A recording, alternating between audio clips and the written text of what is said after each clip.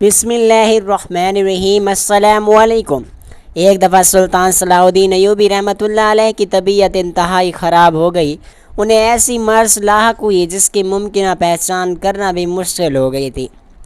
شاہی طبیبوں کے علاوہ بھی بڑے بڑے حکیم اور حکمات جنہوں نے ان کے مرض کی تحقیق کرنے کی پرزور کوشش کی، لیکن کسی کو کچھ سمجھ نہ آ سکی۔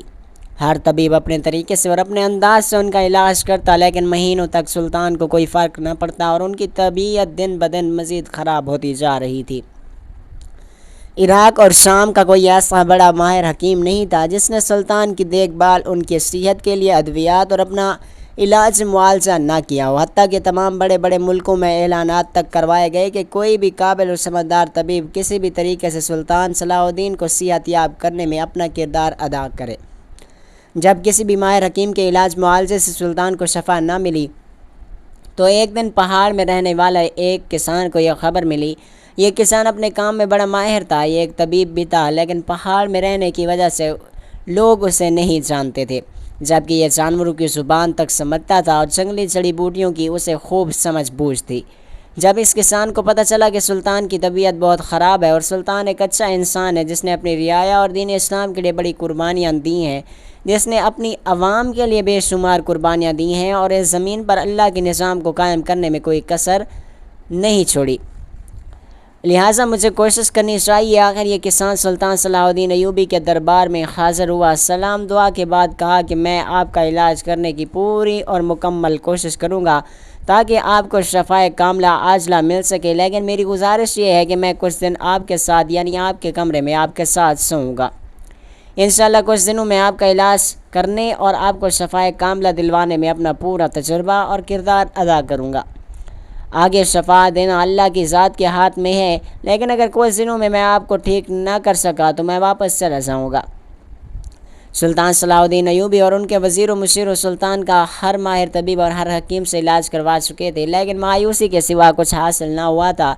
تو سلطان نے کہا کہ اس کسان کو بھی موقع دیا جائے، جہاں اتنے بڑے بڑے ماہر طبیبوں اور ماہر حکیموں سے مجھے صحت نہیں ملی تو شاید اس کے توسل سے اللہ ہمیں شفائے کاملہ عاجلہ دے دے۔ خیر، سلطان نے اپنے کمرے میں چارپائی رکھوائی۔ سلطان ساری رات بے چین رہتے، جبکہ یہ کسان ساری رات سوتا اور دن کو جاگتا۔ یہ اس کو معمول تھا۔ پہلے کچھ دن اس نے سلطان کو کوئی دوا نہ دی، بس یہی اس کا معمول تھا۔ یہ ساری رات سلطان کو دیکھتا اور ان کی حرکات کو نوٹس کرتا رہتا۔ ایک رات سلطان نیند کی آغوش میں تھے اور جب ان کی نیند گہری ہوئی اور رات کا پچھلا پہر تھا تو اس وقت کسان جاگ رہا تھا۔ اچانک کسان کی نظر سلطان کے منہ اور چھاتی پر پڑی، جو کہ معمولی سے زیادہ بڑھتی بیماری کی وجہ سے اوپر نیچے ہو رہی تھی۔ کسان ان کے مرض کو کسی حد تک سمجھ چکا تھا اور وہ یہ بھی جانتا تھا کہ جہاں اتنے بڑے بڑے ماہر حکیم اور ماہر طبیب آئے اور انہوں نے سلطان کا علاج کیا لیکن سلطان کو شفا نہ ملی، اس کا یقینی مطلب یہ ہے کہ سلطان کو کوئی اور ہی مرض لاحق ہے جو کسی حکیم اور طبیب کی سمجھ میں نہیں آئی، اور یہ مرض بھی ایسی ہے جو کہ بجائے ٹھیک ہونے کے دن بدن سلطان کو لاغر اور کمزور بنا رہی ہے۔ اگلے دن اس نے کسی کو کوئی بات نہ کی اور معمول کے مطابق سلطان کو دیکھتا رہا۔ دن کے پچھلے پہر اس نے سلطان سے اجازت مانگی کہ آپ ایک سپاہی اور ایک گھوڑا مجھے دے دیجیے، میں رات میں واپس آتا ہوں۔ سلطان کے حکم پر انہوں نے ایک سپاہی اور ایک گھوڑا دیا اور کسان اس گھوڑے پر سوار ہو کر پہاڑ کی طرف روانہ ہو گیا۔ کسان پہاڑ سے ایک خطرناک سانپ اور چند عجیب و غریب جڑی بوٹیاں لے کر دربار میں حاضر ہوا۔ اس خطرناک سانپ کو دیکھ کر سپاہی اور شاہی طبیب حتیٰ کہ سلطان سب گھبرا کر سوچ رہے تھے کہ اس کسان کا کیا مقصد ہے اور کسان سانپ کو لے کر دربار میں کیوں داخل ہوا ہے۔ خیر، کسان نے پہلے ان سب سے کہا تھا کہ کچھ دنوں تک میں جو کروں گا آپ نے مجھ سے سوال جواب نہیں کرنا، انشاءاللہ چند دن بعد سلطان صحت یاب ہو جائیں گے، اور اگر ایسا نہ ہو سکا تو میں خاموشی سے واپس چلا جاؤں گا۔ اس سارے وقت میں کسان نے کسی قسم کی دولت کا کوئی مطالبہ بھی نہیں کیا تھا۔ پھر کسان ایک مخصوص کمرے میں بیٹھا اور ان جڑی بوٹیوں کی مدد سے دوا تیار کرنے لگا، لیکن ہر کوئی یہ سوچ رہا تھا کہ کسان یہ سانپ لے کر کیوں آیا ہوا ہے اور اس کا کیا مقاصد ہیں۔ جب یہ کسان مخصوص کمرے میں بیٹھا دوا بنا رہا تھا تو ایک وزیر نے اسے دیکھ لیا اور وہ دوڑتے ہوئے سلطان کے پاس حاضر ہوا اور کہا کہ سلطان معظم، یہ کسان اپنی جڑی بوٹیوں میں مجھے لگتا ہے کہ زہر ملا رہا ہے۔ تو سلطان کے قریبی وزیر ابن یوسف نے جب یہ سنا تو وہ سلطان کے کمرے کی طرف جانے لگا، لیکن سلطان نے ان کو منع کر دیا، کیونکہ سلطان نے بھی پوری دنیا دیکھی تھی۔ انہیں انسان کی آنکھیں اور چہرہ پڑھ کر معلوم ہو جاتا تھا کہ یہ کس قسم کا انسان ہے۔ انہوں نے وزیر ابن یوسف سے کہا کہ تم آرام سے رہو، کسان جو کرتا ہے اسے کرنے دو۔ آج اس کے تقریباً 2 دن مکمل ہو چکے ہیں، اس کے پاس فقط چند دن باقی ہیں، جو وہ کرتا ہے اسے کرنے دو، کیونکہ ہم نے اسے زبان دی ہے کہ اس کے کہنے کے مطابق ہم اس سے کوئی سوال جواب نہیں کر سکتے۔ جہاں اتنے بڑے بڑے ملک کے حکیموں نے علاج کیا اور اپنے اپنے طریقے سے ہم نے کسی سے کچھ نہیں پوچھا، تو یہ جو کر رہا ہے اسے بھی کرنے دو۔ تو اچانک وزیر ابن یوسف نے کہا کہ سلطان معظم، کہیں یہ کسان کسی ہمارے دشمن کے روپ میں نہ ہو جو کہ آپ کی دوائی میں زہر دے کر آپ کو مارنا چاہتا ہو۔ سلطان نے کہا کہ نہیں، یہ دشمن نہیں ہو سکتا۔ رہی بات زندگی اور موت کی تو وہ اللہ پاک کے ہاتھ میں ہے۔ سب لوگ خاموش ہو گئے۔ دوسری رات اس کسان نے سلطان کو شہد کے ساتھ ایک گولی پلائی اور اس کے بعد سلطان سو گئے۔ اچانک سوتے ہوئے سلطان کی طبیعت زیادہ خراب ہونے لگی، انہیں گھبراہٹ سی محسوس ہوئی اور انہوں نے قے کر دی، جو کہ کسان اس وقت ان کے پاس ہی موجود تھا۔ تو اس نے کہا کہ اب آپ بے فکر ہو کر سو سکتے ہیں۔ سلطان سو گئے۔ اگلے دن اٹھے تو انہیں اپنی طبیعت میں کچھ بہتری محسوس ہوئی۔ ایسا محسوس ہو رہا تھا کہ جیسے ان کے جسم میں کوئی غیبی طاقت سی آ گئی ہو۔ مختصر یہ کہ اگلے دن کسان سلطان کو دوا پلاتا رہا اور ان کچھ دنوں کے بعد سلطان کی صحت مکمل طور پر شفا یاب ہو گئی، لیکن کچھ کمزوری ابھی بھی ان کے جسم میں محسوس ہو رہی تھی۔ لیکن پہلے والی مرض اور کمزوری ختم ہو چکی تھی۔ سلطان نے اپنے خاص حکیم سے کہا کہ میرا معائنہ کرو۔ شاہی حکیم نے معائنہ کیا تو اس نے کہا کہ سلطان معظم، یہ کوئی اللہ کا معجزہ ہی ہوا ہے کہ آپ ماشاء اللہ دن بدن بہتر ہوتے جا رہے ہیں۔ آپ کے چہرے کی تازگی واپس آ گئی ہے۔ سلطان معظم، آپ کو یاد ہوگا کہ آج سے کچھ دن پہلے آج آپ کلی کرتے تھے تو آپ کے منہ سے بغلم اور رطوبت نکلتی تھی، لیکن اب الحمدللہ آپ کلی کر رہے ہیں تو آپ کو نہ بغلم آ رہی ہے اور نہ ہی رطوبت محسوس ہو رہی ہے۔ جب یہ کسان جانے لگا تو سلطان صلاح الدین نے ان کے خاص وزیر ابن یوسف اور شاہی حکیم اس کسان سے کہنے لگے کہ آپ نے ہم سے کہا تھا کہ کچھ دن میں سلطان کو جیسی مرض دوا پلاؤں گا، جو مرضی کروں گا۔ میں نے ان کے ساتھ سونا بھی ہے، آپ کی ہر چیز کی ہم نے تائید کی، لہٰذا آپ جا رہے ہیں اور ہم سب آپ کے شکر گزار ہیں کہ آپ علاج کے ذریعے اللہ نے ہمیں شفا دے دی۔ لیکن چونکہ اب آپ اگر مناسب سمجھیں تو آپ بتانا پسند کریں گے کہ یہ میرا علاج آپ نے کیسے کیا اور مجھے کون سی بیماری تھی، اور یہ بھی گزارش ہے کہ آپ ہدیے میں کیا لینا چاہیں گے، ہم ہر چیز آپ کو مہیا کریں گے۔ کسان نے کہا سلطان معظم، پہلی بات تو یہ ہے کہ مجھے ہدیے کا کوئی لالچ نہیں۔ اگر میں لالچی یا دنیا دار ہوتا تو میں پہاڑوں میں جھونپڑی لگا کر بسیرا نہ کرتا، عراق کے شہر کے اندر ایک خوبصورت شاہی محل میں رہتا۔ مجھے پیسوں کی کوئی ضرورت نہیں، اور رہی بات کہ آپ نے میری کس چیز کا مجھ سے سوال نہیں کیا اور اب آپ پوچھ رہے ہیں، تو یہ آپ کا بڑپن ہے۔ یقین مانیں اگر آپ مجھے میری مرضی کے مطابق دوائی نہ کرنے دیتے تو شاید آپ کی مرض کی تشخیص نہ ہوتی اور نہ ہی آپ صحت یاب ہوتے۔ اس میں کوئی رائے نہیں کہ شفا دینے والی ذات اللہ کی ہے، لیکن اللہ تعالیٰ نے اس دنیا کو وسائل کے ساتھ جوڑا ہوا ہے۔ اللہ نے مجھے وسیلہ بنایا اور آپ کو صحت عطا فرمائی۔ سلطان معظم، رہی بات آپ کی مرض اور تشخیص کی، تو جہاں تک مجھے معلوم ہوا وہ یہ ہے کہ آپ نے کوئی ایسی چیز کھائی تھی جس کا زہر دن بدن آپ کے جسم میں بڑھتا جا رہا تھا اور آپ دن بدن مزید کمزور اور بیمار پڑتے جا رہے تھے۔ لیکن یہ بھی ضروری تھا کہ آپ کے جسم میں جس چیز کا زہر پھیل رہا ہے صرف اسی کے روکنے اور اس کو ختم کرنے کے لیے اس کے مطابق دوا تیار کی جائے، کیونکہ یہ مجھے اور آپ کو نہیں معلوم کہ آپ نے ایسی کیا دوائی کھائی یا اس میں اللہ کی کیا حکمت تھی، لیکن یہ یقینی بات ہے کہ آپ نے کوئی ایسی دوا ضرور کھائی ہے جو کہ انتہائی زہریلی تھی اور دن بدن آپ کو اندر سے ختم کر رہی تھی۔ میں نے ایک خاص قسم کی اور چند انتہائی نایاب جڑی بوٹیوں کے ذریعے یہ دوا تیار کی تھی۔ آپ اس سے صحت یاب ہو جاتے، نہیں تو آپ اللہ کو پیارے ہو جاتے۔ یہ دوائی خطرناک اور انتہائی مفید اور دونوں اطراف سے بنی ہوئی تھی، یا شفا یا موت، ان دونوں میں سے ایک چیز آپ کا مقدر ہوتی۔ مجھے پہاڑ میں رہتے ہوئے 20 سال ہو گئے ہیں اور میں مختلف اقسام اور جڑی بوٹیوں سے بخوبی واقف ہوں۔ میں نے دوا تیار کرتے ہوئے بھی اللہ کا ورد کیا اور دعا کی کہ یا اللہ، اگر میری اس دوا میں شفا نہیں بھی ہے تو اس دعا کے ذریعے سلطان کو شفا کاملہ عاجلہ عطا فرما۔ یہ اس سلطنت کا وہ ہیرا ہے جس کے اوپر اس سلطنت کی چھت بنی ہوئی ہے۔ اگر اس ہیرے کو کچھ ہو گیا تو دشمن ہم پر ٹوٹ پڑیں گے، لہٰذا اللہ نے میری دعا قبول کی اور اللہ نے آپ کو صحت دی اور اب الحمدللہ آپ تندرست ہو چکے ہیں۔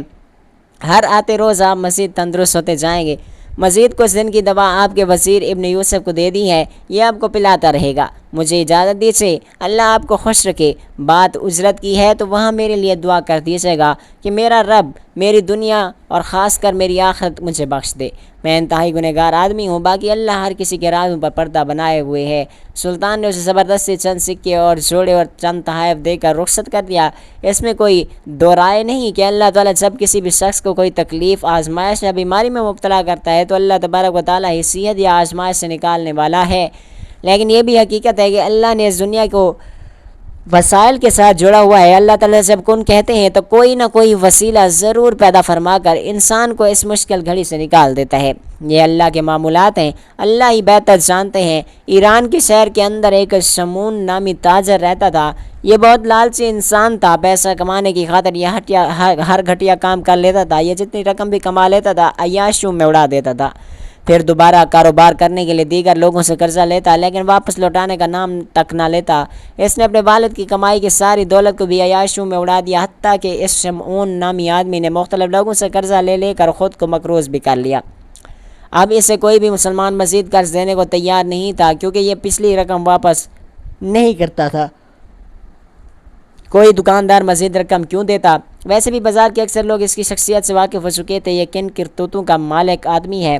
جب اسے مسلمان دکانداروں نے قرضہ دینے سے انصاف کر دیا تو اس نے ایک یہودی سے قرضہ مانگا، تو یہودی تاجر نے اسے کہا کہ میں تجھے ایک شرط پر قرضہ دوں گا، تم ہمارے ساتھ شراب کے کارخانے میں برابر کے حصے دار بن جاؤ۔ شمون ویسے تو مسلمان تھا، لیکن اس کے اندر مسلمانوں والے کوئی کام نہیں تھے۔ اس نے فوراً حامی بھر لی اور چند سکوں کے بدلے اس شراب کے کارخانے میں کام کرنے لگا۔ تقریباً کچھ ماہ تک یہ اس دھندے میں ملوث رہا اور مسلمانوں کی نوجوان نسل کو بھی شراب پینے کا عادی بنانے لگا۔ قصہ مختصر کہ جب سلطان صلاح الدین ایوبی کو اس گروہ کے بارے میں معلوم ہوا کہ یہ گروہ ایران کے اندر شراب بنا کر مسلمانوں کو فروخت کرتے ہیں، جبکہ بظاہر یہ کارخانہ ٹھیک معلوم ہوتا ہے، ایک دن سلطان نے چھاپہ مار کر اس کارخانے میں موجود یہودیوں اور اس شمون نامی تاجر کو گرفتار کر لیا۔ لیکن حیرانگی کی بات یہ تھی کہ ان کو گرفتار کرنے کے بعد وہ یہودی بہت زیادہ پریشان تھے، جبکہ یہ شمون نامی مسلمان بہت زیادہ خوش تھا۔ اسے کوئی پشیمانی نہیں تھی کہ میں گرفتار ہو چکا ہوں اور اب مجھے سزا بھی دے دی جائے گی۔ خیر، سلطان نے سارے معاملات کی چھان بین کرنے کے بعد ان کو 10 سال قید کی سزا سنا دی۔ یہ قید سنتے ہی وہ یہودی تاجر سلطان سے رحم کی اپیل کرنے لگے، جبکہ یہ مسلمان بہت خوش تھا۔ سلطان نے ان کو زندان میں قید کر دیا۔ اس زندان میں پہلے بھی بے شمار قیدی تھے، لیکن شمون تمام قیدیوں میں سے وہ آدمی تھا جسے کسی قسم کی کوئی پریشانی، کوئی پچھتاوا نہیں تھا، بلکہ وہ خوش رہتا تھا۔ جب دیگر قیدی یا کوئی بھی سپاہی اس سے پوچھتا کہ لوگ یہاں پر آ کر پریشان ہو جاتے ہیں اور تم ہو کہ ہر وقت ہنستے اور مسکراتے رہتے ہو، تو شمون نے کہا کہ اس میں بھی ایک راز ہے جو کہ میں تمہیں نہیں بتا سکتا۔ تم لوگ یہی سمجھو کہ میں نے غلطی کی اور اس کی سزا پا رہا ہوں۔ حتیٰ کہ چند سپاہیوں نے یہ خبر سلطان صلاح الدین ایوبی رحمۃ اللہ علیہ تک پہنچائی کہ پورے زندان میں واحد شمون نامی وہ تاجر ہے جو کہ بہت زیادہ خوش ہے، جسے کسی قسم کی نہ کوئی پریشانی ہے، نہ ہی اپنے گناہ پر پچھتاوا ہے۔ سلطان نے سپاہیوں سے کہا کہ تم نے شمون سے پوچھا نہیں کہ وہ زندان میں آ کر آخر اس قدر خوش کیوں رہتا ہے؟ تو سپاہیوں نے بتایا کہ ہم نے پوچھا، جس پر وہ کہتا ہے کہ یہ ایک راز ہے جسے میں کسی کو نہیں بتا سکتا۔ سلطان معظم نے مزید بتایا کہ سلطان معظم اس کے دیگر ساتھی قیدی بھی اس سے اتنا خوش ہونے کی وجہ پوچھتے ہیں تو وہ کسی کو بھی سیدھی بات نہیں کرتا۔ ایک سپاہی نے کہا کہ سلطان معظم، میں یقین سے کہہ سکتا ہوں کہ شمون کے زندان میں آ کر اس قدر خوش رہنے میں کوئی نہ کوئی گہرا راز پوشیدہ ہے، لیکن یہ بھی ایک حقیقت ہے کہ قیدیوں اور سپاہیوں کے پوچھنے کے باوجود بھی وہ کسی کو سچ نہیں بتاتا۔ حتیٰ کہ اس کے ساتھی قیدی بھی اس کو اس حال میں دیکھ کر بہت زیادہ حیران اور پریشان ہوتے ہیں۔ قید میں آ کر خوش ہو رہا ہے، جبکہ ہر آدمی اس قید سے نکلنے کی تدبیریں سوچتا رہتا ہے۔ سپاہیوں سے ساری گفتگو کرنے سننے کے بعد سلطان صلاح الدین ایوبی نے کہا کہ خیر، میں اس کا کوئی نہ کوئی طریقہ نکالتا ہوں جس سے شمون اس راز سے پردہ اٹھا دے گا۔ کافی دیر سوچ بچار کے بعد آخر سلطان صلاح الدین ایوبی اس نتیجے پر پہنچے کہ وہ خود بیس بدل کر ایک مجرم کی شکل میں اسی زندان میں قید ہو جائیں گے اور شمون نامی اس تاجر سے خوش رہنے کے بارے میں سارا راز جان سکیں۔ فقط کچھ دن کے بعد سپاہیوں سے مشورہ کرنے کے بعد سلطان صلاح الدین ایوبی اپنا بھیس بدل کر ایک مجرم کی شکل میں قیدی بن کر زندان میں قید ہو گئے۔ وہاں صرف ابن یوسف کے علاوہ کسی کو خبر نہیں تھی کہ یہ سلطان صلاح الدین ایوبی ہیں جو کہ ایک قیدی کی شکل میں اس زندان میں آئے ہوئے ہیں۔ آخر کچھ دن گزرنے کے بعد سلطان صلاح الدین ایوبی شمون کے بہت زیادہ نزدیک ہو گئے، کیونکہ سلطان خود بھی اس قیدی میں جا کر بہت زیادہ خوش رہتے تھے۔ اس پورے قید خانے میں ایک سلطان اور دوسرا آدمی وہ شمون تھا جو خوش رہتے تھے، جبکہ باقی ہر قیدی پریشان رہتا تھا۔ آخر ایک دن شمون نے سلطان کو قیدی سمجھتے ہوئے پوچھا کہ تم جب سے اس زندان میں آئے ہو تو میری طرح بہت زیادہ خوش رہتے ہو، آخر اس کے پیچھے کیا راز ہے؟ سلطان نے کہا کہ پہلے تم بتاؤ کہ میں جب سے آیا ہوں تمہیں دیکھ رہا ہوں کہ تم میں کوئی بھی پریشانی اور کوئی بھی تکلیف نہیں ہے۔ تو شمون نے کہا کہ میں تمہیں رات کو سارا قصہ بتاؤں گا۔ سلطان نے کہا کہ ٹھیک ہے، پھر میں بھی تمہیں رات کو ہی سارا قصہ بتاؤں گا۔ میں خوش کیوں ہوں؟ آخر رات عشاء کے وقت سلطان نے نماز ادا کی، پھر شمون سے پوچھا کہ اب بتاؤ کہ تم اتنے خوش کیوں ہو؟ شمون نے کہا کہ ڈائریکٹ بات یہ ہے کہ میں نے حرام اور حلال طریقے سے بہت زیادہ پیسے کمائے، لیکن میری کمائی کی تمام دولت عیاشیوں میں اڑ گئی۔ پھر میں نے مختلف تاجروں سے قرض لینا شروع کر دیا۔ میں نے کم و بیش 20 تاجروں سے قرض لیا اور اسے کھا چکا ہوں۔ اب وہ قرض لوٹانے کی مجھ میں طاقت نہیں تھی اور نہ ہی میں لوٹانا چاہتا ہوں۔ مجھ سے جب بھی کوئی تاجر اپنی رقم کا تقاضا کرتا ہے تو میں کوئی نہ کوئی بہانہ بنا دیتا ہوں تاکہ آخر میں ان یہودیوں کے شراب کے کارخانے میں کام کرنا شروع کر دیا جائے، اور جہاں سے مجھے اچھی خاصی رقم ملتی تھی، جس سے میری عیاشیوں والی زندگی سکون سے گزر رہی تھی۔ لیکن ایک دن سلطان نے چھاپا مار کر مجھے اور میرے ساتھیوں کو گرفتار کر لیا۔ رہی بات کہ میں خوش کیوں ہوں، وہ وجہ یہ ہے میں نے چند لاکھ دینار کا قرض لیا ہے اور لوگوں کو واپس لوٹانے کے بہانے بتا بتا کر میں تھک چکا تھا، حتیٰ کہ چند لوگوں نے مجھ سے گالیاں تک دیں۔ ایک دو نے میرے گربان کو پکڑا۔ میں بہت زیادہ پریشان ہوتا تھا کہ یہ رقم کیسے لوٹاؤں گا، لیکن مجھے یقین تھا کہ میں ان کی رقم کسی بھی حال میں واپس نہیں لوٹا سکتا۔ جبکہ سلطان نے مجھے قید میں ڈالا تو میں بہت خوش ہوا کہ اب مجھے کسی بھی تاجر کے پیسے نہیں لوٹانے پڑیں گے، کیونکہ 10 سال کی قید ہوئی ہے اور ان 10 سالوں میں تو کوئی تاجر مجھ سے اپنی رقم واپس مانگنے کا تقاضا نہیں کرے گا۔ 10 سال بعد کون زندہ ہوگا، کون مر گیا ہوگا، وہ دیکھا جائے گا، اور ویسے بھی میں اس قید سے نکلنے کے بعد اس شہر کو ہمیشہ ہمیشہ کے لیے چھوڑ کر شام میں جا کر اپنی زندگی کے باقی دن آرام سکون سے گزاروں گا۔ یہ سن کر سلطان کو بڑا عجیب سا لگا۔ خیر، پھر شمون نے سلطان سے پوچھا کہ اب تم بتاؤ کہ تم اتنا خوش کیوں رہتے ہو؟ سلطان نے کہا کہ میں اس سلطنت کا سلطان ہوں، سلطان صلاح الدین ایوبی رحمۃ اللہ علیہ۔ میں اس لیے خوش ہوں کہ میں تمہارے راز کو جان چکا ہوں۔ یہ سنتے ہی شمون کے سر پر گڑھے پڑنے لگے۔ وہ فوری سلطان کے قدموں میں گر گیا اور کہا کہ مجھے معاف کر دیں، مجھے معاف کر دیں۔ سلطان چاہتے تو اسے مزید سخت سزا دے سکتے تھے، لیکن پھر سلطان نے زندان کے تمام قیدیوں کو اکٹھا کیا اور شمون اور اپنے راز کے بارے میں بتایا کہ میں کوئی قیدی نہیں بلکہ سلطان ہوں۔ اور رہی بات کہ شمون اتنا زیادہ خوش کیوں تھا، وہ ساری بات بھی ان تمام قیدیوں کے گوش و گزار کی، اور پھر کہا اے شمون، تم اس لیے خوش ہو کہ تم تاجروں کے دینار واپس نہیں کرنا چاہتے۔ جب تک کہ تم اس زندان میں ہو تو تمہیں کوئی تنگ بھی نہیں کرے گا۔ تم ایک مسلمان ہو اور مجھے تمہاری سوچ پر بہت زیادہ شرمندگی ہو رہی ہے کہ ہم سب نے کسی نبی کا کلمہ پڑھا ہے۔ یہ مجھے بتانے کی ضرورت نہیں ہے کہ اگر ہمارے نبی کریم صلی اللہ علیہ وآلہ وسلم کے پاس کسی قرض دار کا جنازہ تک لے جایا جاتا تو آپ اس کا جنازہ پڑھاتے، بالکل پہلے اس کے قرض اتارنے کا بندوبست کرتے۔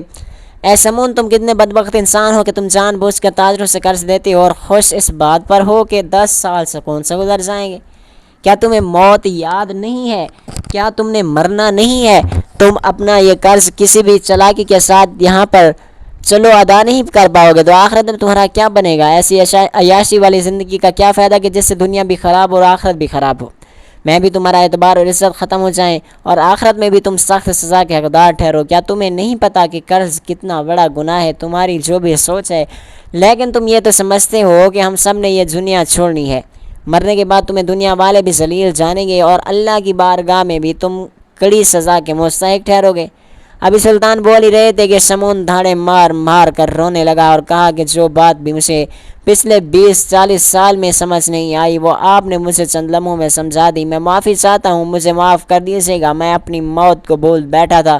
میں اتنے قیدیوں کے سامنے وعدہ کرتا ہوں کہ میں جب بھی اس قید سے رہائی پاؤں گا تو میں تمام تاجروں کا ایک ایک دینار واپس کر دوں گا۔ اور پھر بالکل ایسا ہی ہوا۔ 10 سال کی جگہ ان قیدیوں کو 2 سال بعد سلطان صلاح الدین ایوبی نے رہائی دے دی، اور پھر اس تاجر نے جب نیک نیت سے کاروبار کرنا چاہا تو اس کے پاس رقم نہیں تھی۔ تب سلطان صلاح الدین ایوبی نے شاہی خزانوں سے اسے دینار دیے، جس سے اسے شمون تاجر نے تجارت شروع کی، حتیٰ کہ اس نے اپنا تمام قرضہ بھی اتارا اور ایک مالدار آدمی کی حیثیت سے اپنا مقام بھی بنا لیا۔